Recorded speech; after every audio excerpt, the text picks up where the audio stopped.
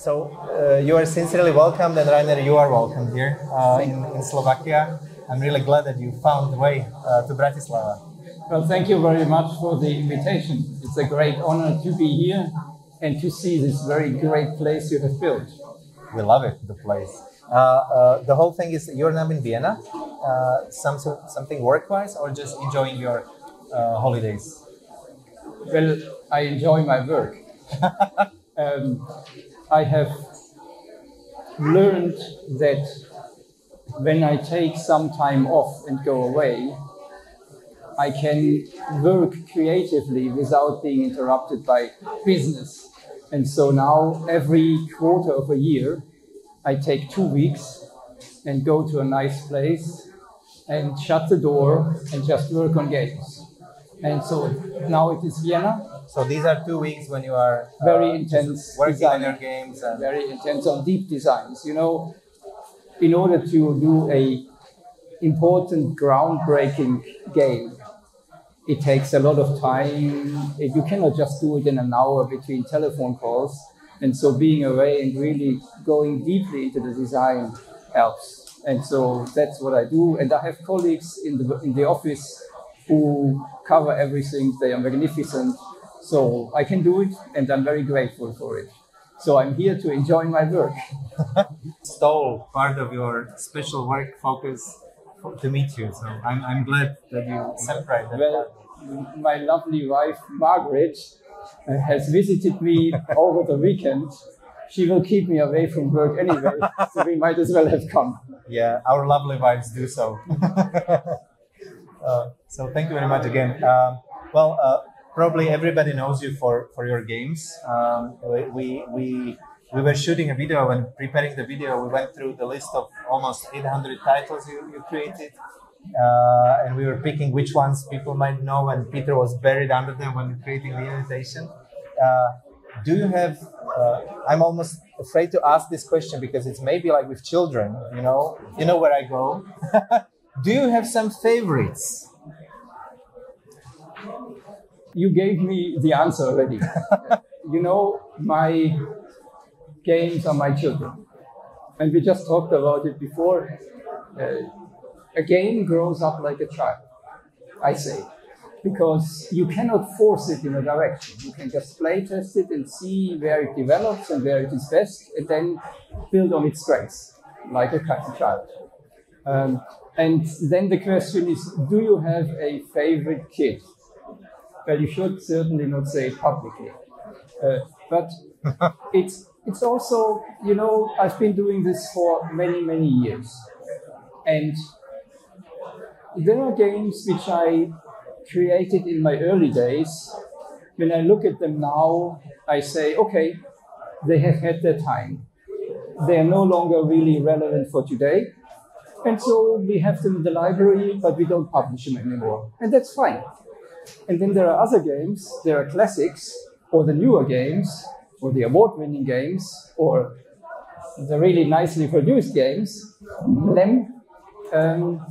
which are really fun to play.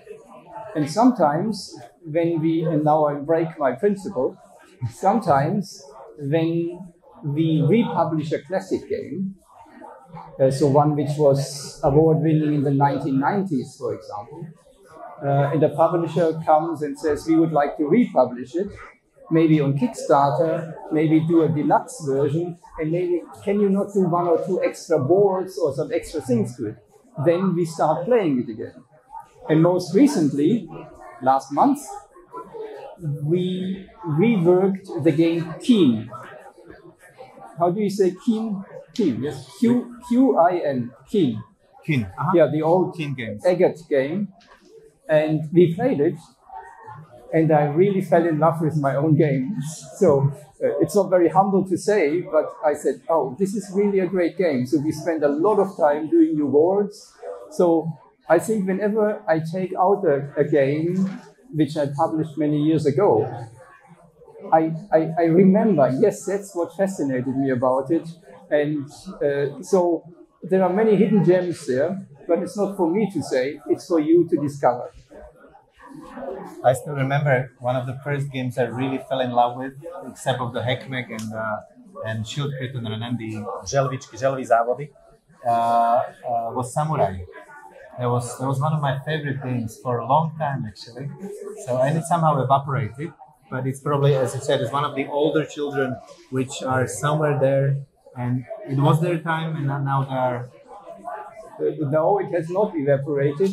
It is actually lined up for a big Kickstarter campaign next year. Okay. Next year, so it's coming out again. Count me in. And I think Samurai has always been very popular, and people like to play it. I always try to give the game a little twist. It's not just, oh, I want the most points. So in Tigris and Euphrates, one of the classics, you have these different colors, and you look at your result in every color, and the lowest color is your result. So you cannot just go ahead and run, you need to have you have not got any weaknesses. And in Samurai, you have 3 dimensions. You have the Buddhas, you have the warriors, and you have the farmers. And you need to be the strongest in one of them. But this one doesn't count then. So if you're not the strongest in one of them, you're out. But if you're the strongest in one of them, then the others count as your result. So you never know how far do I need to go to be in? How much do I need to do the others to win? Yes, and I like to give each of the games a little bit of this extra, this little pepper. And so, yes, Samurai. That's really good. Thank you. I didn't know about it. Please feel free. Nero, he's a good friend of iHRYsko, and he's an author of games. Some of his games have been published now. So if you have some special questions. Actually, I have one question. First, very nice to meet you in person. My question is, if you ever had an idea for a game and you played this game, but then scratched and didn't publish, and what was it? If you have one, if you can remember, and why you didn't publish it? I don't have one, I have hundreds. But the question is, where in the process does this happen? Because, of course, when we playtest or when I think about it, there are many ideas, and we explore the ideas for 10 minutes and say, we're not sure. So is this already a game which we discarded? Sometimes I analyze it, I read about the theme, and I spend half a day. And then I come to the conclusion, this is not going to be a great game. I maybe be able to sell it if I invest a lot of time. So then it falls aside. The catastrophes are when you spend many, many days on the game. And then it is this, the sunk cost fallacy. And you say, I've spent so much time on it, it has to work now. And you spend more and more time on it, and it gets worse and worse. 2 weeks in Vienna. Yes. There is, you will know this, there is one very important thing, not to fall in love with your designs, because you need to keep a distance. This is different than with your children. If your children don't grow up well, you're stuck with them. If your game doesn't grow up well, you can throw it in the bin and forget about it. But the true point is, I'm never short of ideas. If you go with open mind through the world, you have so many ideas. When you work on one game, you have ideas for more. I have, in the studio, I have 100 drawers. And each of them has a game in there, in different stages. Some of them are in the final stages, just before finishing the prototype. Some of them are in testing, some of them are in analysis, some of them are initial ideas. And of course, nobody in their right mind can have 100 games. But the good thing about it is, you cannot work on 100 games. You cannot even work on 20 games at the same time. You can work on 6, 7 games and test them and move them forward. And so sometimes I discover, there's something in the drawer which I haven't touched for a year. And it shows me, maybe that wasn't so exciting. Why is it there? So, you know, finishing a game and throwing it out is very hard. It hurts. But if it gets slowly forgotten, that's much easier. And so the 100 draws helped me to do that. Some of the concepts you publish or some of your games are quite similar to some of the previous games when it comes to some core mechanics. How do you discern the moment where the game deserves its own life? That it's not just a twist, but it's its own thing. Well, my ambition is, of course, that my games are not similar to my earlier games. And I sometimes find it very interesting when the players later analyze and say, oh, this is his tile-laying trilogy. I haven't made it as a trilogy. So maybe sometimes, look, I'm not a biologist, but if a biologist sees 50 different birds, or he says, oh no, this is one of these, and this is one of these, and this is one of these. And so for the biologist, all the birds look different. If I look at it, I say, oh, that's a bird, and that's another bird, and that's another bird. Oh, look, he has 3 birds. So sometimes when people look at me from a surface, they say, oh, he has made 3 card games. Whereas if I see a llama and a Heckmeck card game, then for me, they are different games. So it's sometimes important that the playtesters point out, oh, you are too close to something else, because for me, I have a much finer network of looking at things and I see the differences. But of course, the market is much more from a top view and says, oh, this is very similar to this. For me, it's not, but it doesn't help. If the market says it is, it is. So my ambition, of course, is always do something very new. But with 800 games, do 801, which is very different from everything else. Somebody will always find something else. Which is or how others perceive it. Do you have some set and stable playtesting group, or do you kind of hire people to do so, or how you approach the playtesting? I mean, now the stages where it's almost done, not the early stages of games, like the final playtesting. Well, the playtesting is the most important part of the game design. I mean, experience doesn't help. I'm a mathematician. Mathematics doesn't help. You cannot calculate fun. So it is really important to playtest it and to experience the fun and to work on it. And not to me to be the funny person and make every game funny, but to kind of lean back and see if the game is funny. And we playtest almost every day. You cannot design without play.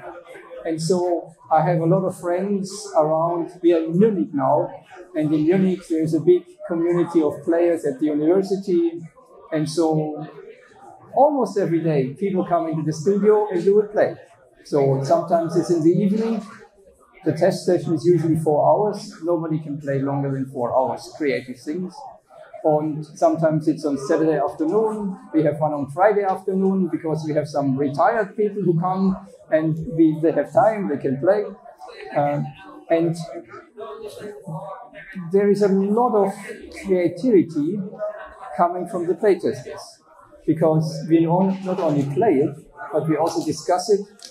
And I will ask the question, and if I ask questions long enough, somebody will have the idea, so I don't have to have it. And they all get the credits in the rules then. Yes. How about kids games? So you use kids like you talk to some parents to bring in their siblings. We have nephews and nieces, and they also have children, so sometimes they are hired for child labor, but they enjoy it. Children is not so easy because we don't have so much access to children. So this is a two-stage process. First, we would even test children's games with the testing group with the adults. They sometimes moan and say, but it should be fun for the adults as well, even if it's simple. But then afterwards, of course, we need to play with the target group. So it's either going into kindergarten and playing, and then they leak your prototypes, and so you have to stand this. So the prototypes will be destroyed, but you get good feedback, and you immediately from a few plays you see if it works for the kids or not. So there's no way to get around playtesting with the target group. That's yours, right? I want to ask a question about the scope of all board games. There are waves of trends like roll and write games, bigger boxes, more complicated games, and so on. Can you name one trend which you like and one which you don't like?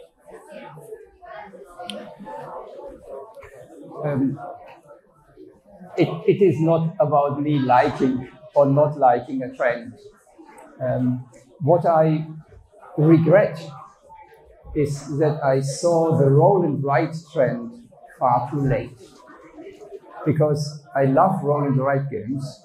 They are really down the alley what I want to do. And with one of my early games, Crisscross, which I already published in the 1990s, I had a very early roll and write when nobody spoke about roll and write.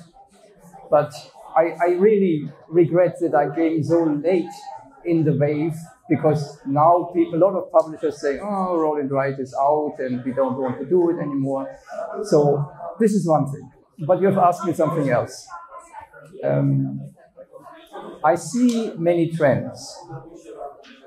It is always I always insult marketing people, because the marketing people can always explain what happened in hindsight. They know exactly, yes, this and this and this happened, but they are never sure for the future. And so you have to ask yourself, is the explanation in hindsight correct? Because if you know the result, you can give 5 different explanations how you come out at the result. What I'm saying is, looking back, seeing trends, and saying, okay, I missed it, or even worse, why did I not think of it? Yes, but this is the best and the most ingenious ideas are those where you afterwards say, yeah, but of course, that's so obvious, and nobody saw it. This is really the ingenious idea. So, of course, my ambition is to make such groundbreaking designs. And I think I had the opportunity with the cooperative games when we published the Lord of the Rings, where everybody said, even the jury for the Game of the Year said, oh yeah, you can play it once and then it will be boring. And afterwards they gave me an award for it. So this is when you set trends. Or abstract games. 20 years ago, the market said abstract games do not sell because you need a theme. And then you had einfach genial yes, idea. And then came Blockus, which is not my game, who is very successful. And then came Ingenious, einfach genial. And suddenly the whole situation changes. But you cannot do all the trends. There are lots of good people around to do games. So what I then try to do is, can I add something new to a trend? Can I give it a new direction? And for example, I've tried that for the legacy games. Yeah, the My City. My City, where I said the legacy games are usually very complicated, very expensive, lots of rules. Can I not make a legacy game which plays in 30 minutes, everybody plays at the same time, and it's a real family game, and it's a price of 30 euros. This is something, when you can't make the trend, at least influence it a bit. Or with El Dorado, the deck building game. The deck building game is an ingenious idea. When I played Dominion for the first time, I didn't understand it. I mean, I'm not inexperienced in playing, but I couldn't work out what it is about. And I remembered that, and later I said, maybe I'm not the only one. Maybe I can make this, again, for a wider audience. And so I introduced, in El Dorado, I introduced the board. And you are trying to get to the goal at El Dorado. It's a race. But I hope you know what a deck building game is. A deck building game is you have your own little card deck and you play the cards, and then you can buy new cards in your deck and you get rid of other cards in your deck. So you try to improve your own deck, which you replay and replay all the time by shuffling it. But if you have a board and you go through the jungle, well, you know, you need a machete and you need certain things. And then you know there will be a river. So you ask yourself, how do I get over the river? So I need a boat. So very clearly, eventually, I will need to buy a boat to get over there in my deck. And after the river, when I have crossed the river successfully, I come to the desert. And then I walk through the desert and I ask myself, why am I still carrying the boat? And clearly, you want to get rid of it. So it gives you an intuitive way to understand what deck building is. I need cards for a certain situation. I see the board. It's not just an abstract mechanism. It is a clear thematic interpretation which shows me, and we have a very flexible tracking board. So every time you need to newly look, when do I need certain things? How do I get over the mountains? What happens this? And so now I think a family can play this and experience and enjoy deck building, because it's, in my eyes, now a much easier approach to this. But of course, I am standing on the shoulders of Dominion, and it's an ingenious idea, the deck building. You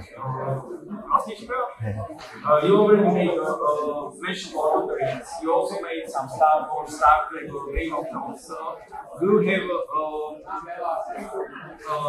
friends that you like to make games of, or that you enjoy personally? Licenses. Yeah. For me, it is fascinating to work with different licenses. I mean, Star Wars was a highlight for me.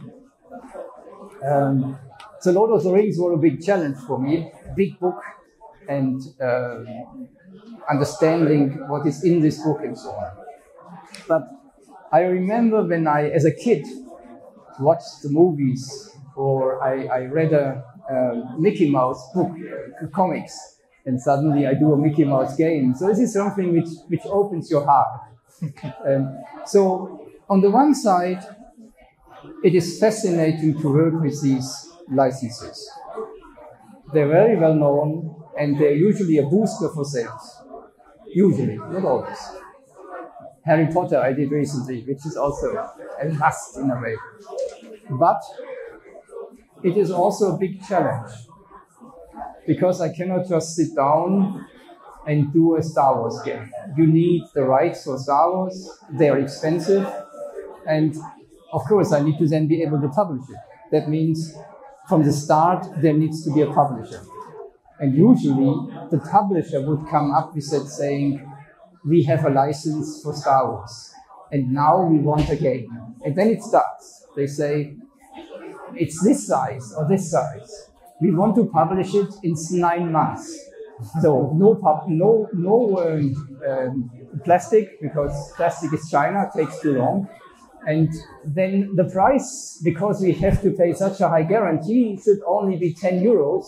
But we have actually, the box only costs all the money we can afford. So do you really need any components? So I'm overdoing it. But the challenge is that you get a lot of restrictions. And I always want to be very careful what I promise, because a creative process is something you cannot force. So I need to have enough time to do it. And before I say yes to a project, I would go very deeply into it and spend a lot of time on it to see if I can really do it. And it takes, in my eyes, it takes much more experience to do a licensed game than to do a free game. Because a free game is, I have a kid and I can let the kid grow where the strength is. And the licensed game is, here's your kid and make a magician out of it. And the kid doesn't want to be a magician. And then what do you do? So this is fascinating, but also demanding. So for me, it is very important to have a balance between these games which are license driven and the free games. My latest game I've done is a Hobbit roll and write. And it tells... You're on camera. Oh, no. Haven't said anything. It's coming, but it's not going to be out very soon. But this was I'll talk about it. They'll shoot me afterwards, but this was a great challenge for me, because the story of The Hobbit is an easier one than The Lord of the Rings. And I tell the story over many different sheets. So you start out in back end, when all the dwarves are coming and Gandalf is coming, if you know the story, yes. And Bilbo is overwhelmed and has to feed them all. So that's all on the first sheet. And the second sheet starts the journey. And so I tell the whole Hobbit story in lots of different... legacy role, right? No, it's not a legacy because it doesn't change. It's one play sheet after another. So you have lots of different chapters, and each chapter of the book is an extra play sheet. And Scenarios. you can play it independently, or you can play it from front to end. So this is probably my last interview I've given, because they're going to shoot me. You have to somehow go into the story of the license. Oh, yeah. Are some of the licenses you've done particularly close to your heart? You mentioned the Star Wars playing a big role. Yeah. This is, I would assume, a big part of people who are here are part of the fandoms of different stories, like The Lord of the Rings or others. Yeah. Which ones are your favorite? I must say some of the Disney, very simple old Disney stories like Mickey Mouse and so on, were very fascinating for me, because I knew them since childhood, and finally I worked with them. Yes. The Lord of the Rings was, I lived in England at that time, and England is a very big fan community for the Lord of the Rings. That was certainly a big challenge and a big honor for me to do. I always wanted to do a Harry Potter game. It has taken a long time, but the Harry Potter game, you see, there are different types. The Harry Potter game became a little simple family game. It's relatively abstract. There is not much Harry Potter in it. So if somebody gives me the opportunity to do a very big Harry Potter game, that's something I would love. So one also has to see how deep do I go into the story. Who is the audience, probably? You mentioned that it's not free to make a game that is not a license. Then you make also some games with other authors, like for example, iHRYsko, very nice family game. iHRYsko is great. So how it is to work with another designer on a game? Is it free or is it more demanding? I have found out through my career and how I design that my process does not work in working with other people. Because when I do something, I would sit there day and night and work on it. It goes very fast. And then we play it every day with a different audience. So if there is another designer far away, not in the same place, it's very difficult to keep things up to date. So there are a few exceptions.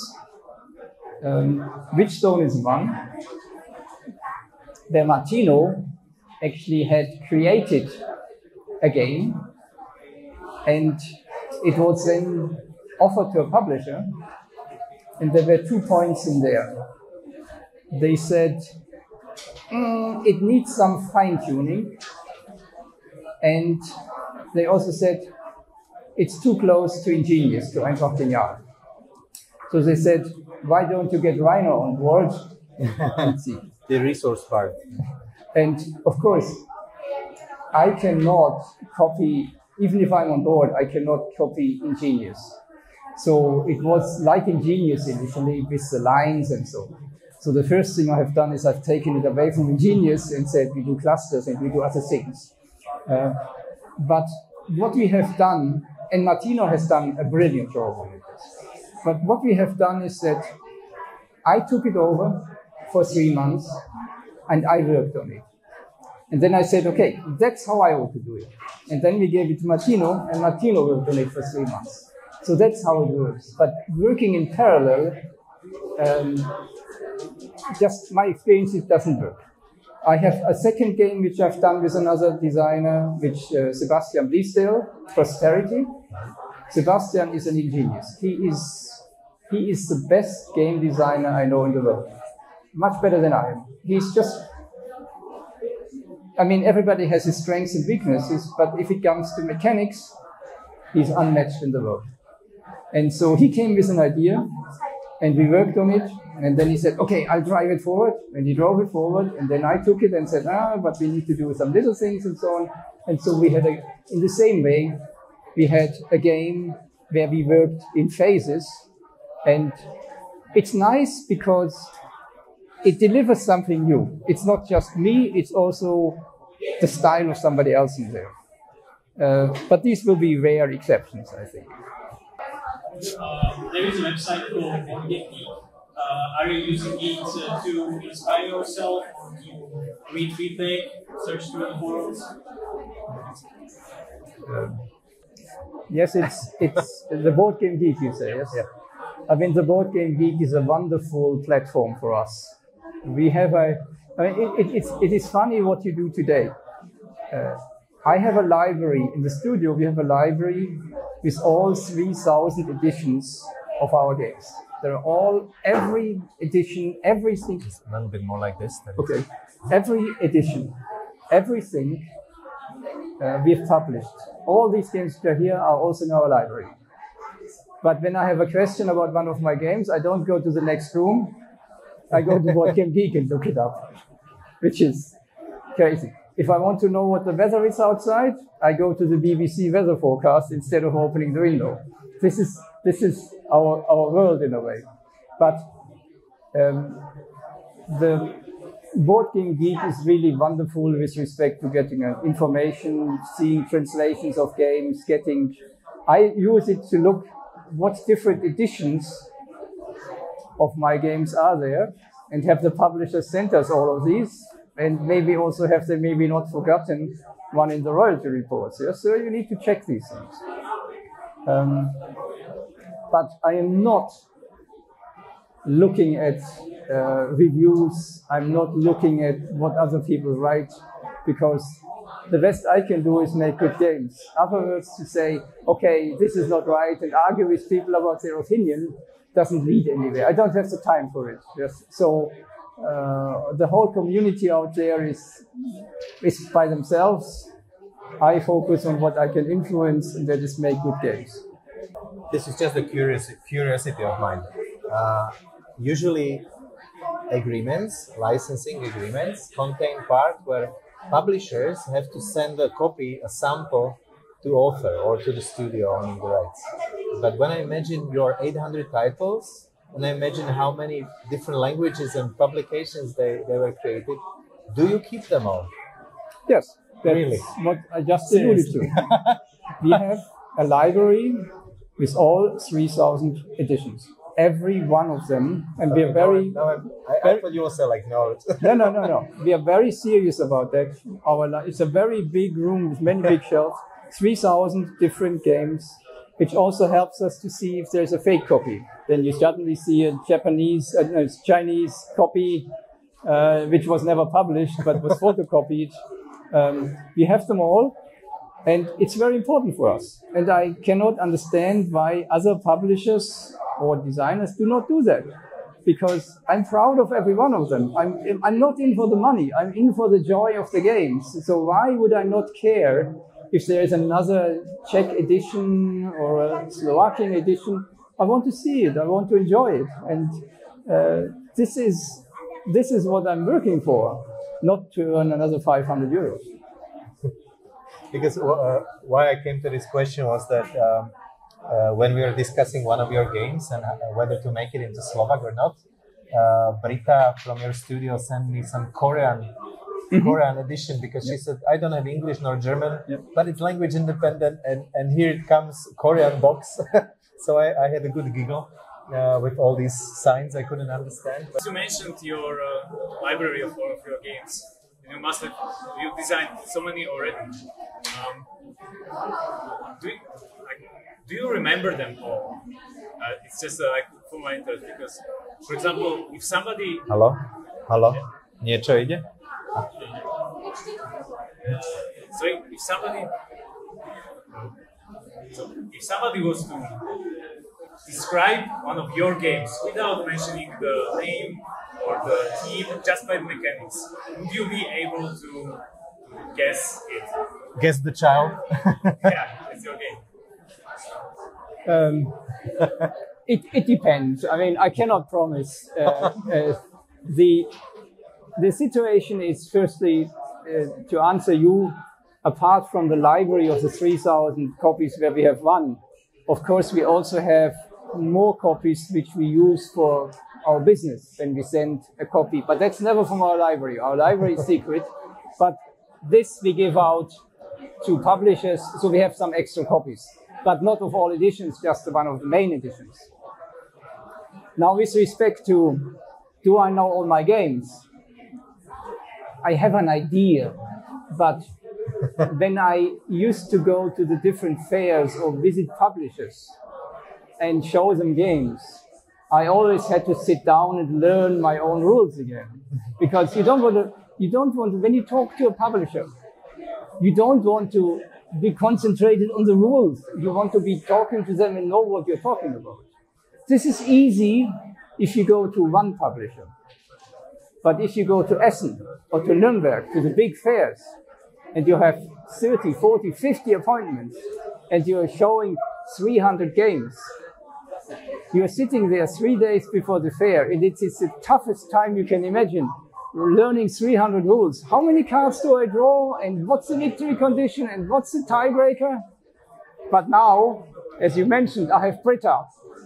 Britta, my colleague, does now the licensing, so she has to learn all the games. She has to know. Yes. Thank you very much, Reiner. Thank you very much for coming in.